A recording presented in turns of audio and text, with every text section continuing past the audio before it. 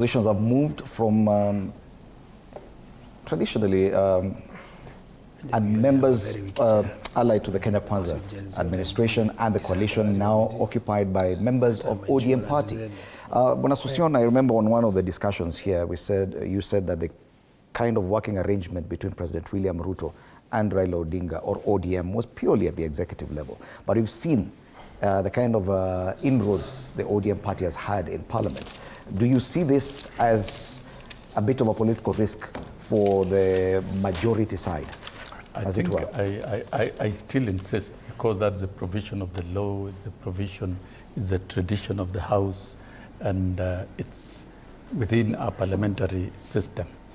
The role of the executive in Parliament is clearly outlined. Those are completely distinct entities. And I would like to make a correction here. There is no government side in the House as per our constitution and the parliamentary system. There is majority party in the House. And that majority party in the House may not even produce a president. The minority can produce a president. That is the structure of parliamentary system. And that is why the House committees consolidate all the members. It consolidates all the members. If you go to other jurisdictions where there is opposition like the UK, you will have government committee with a chair, and you will have opposition committee with a chair. While I served at KNUT, I hosted the chair of Labour Committee of the Labour Party in the UK Parliament at KNUT headquarters. So that is how it is separated. But with this one, it doesn't, the Constitution doesn't envisage a cleavage in the House. It only envisages a majority and minority. And of course, the president can come from either, and government can be from any of that.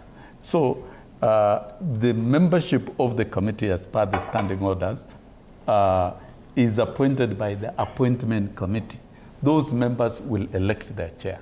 And my good friend Ndindi Nyoro, of course, it is public knowledge that Ndindi Nyoro is a good performing member of parliament. I've attended many of his programs at the constituency, and I can give a clear signature that is doing a fantastic job. He's a young leader who has been very innovative around issues in education. For me, I speak truth and I call it as is, and he has done his job, and he has his name.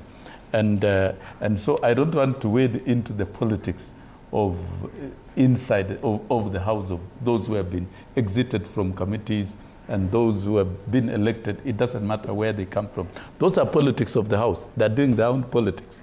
And I would rather confine your politics to the House. But the resultant effect is that ODM is now more powerful, even in the House of Parliament.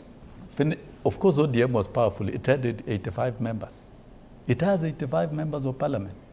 And you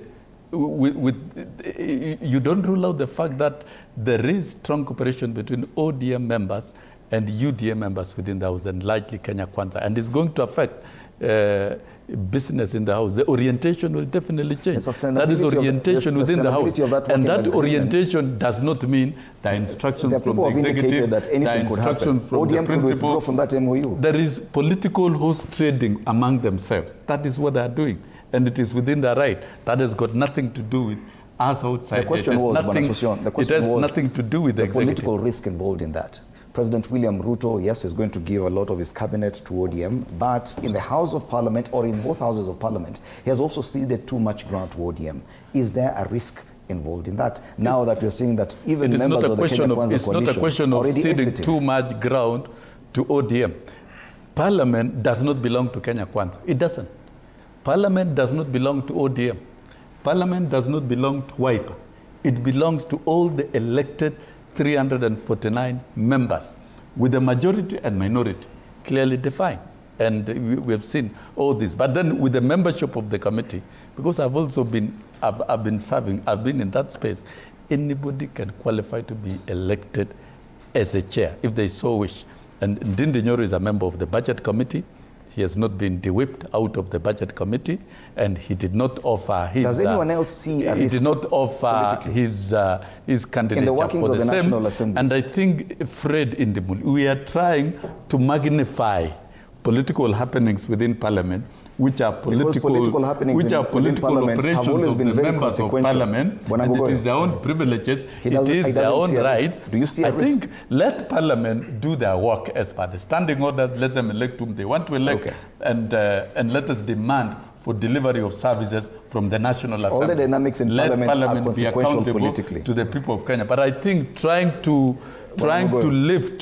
lift the politics of members of Parliament and mix it with the operation politics of the members of Parliament and politics is a of the wrong country thing. Is one Let Parliament do their politics. You know, if you are in Parliament, the honourable member is getting out of order. And you know, he's been a former member of Parliament, so he knows that when the chair gives you an opportunity, you keep silent.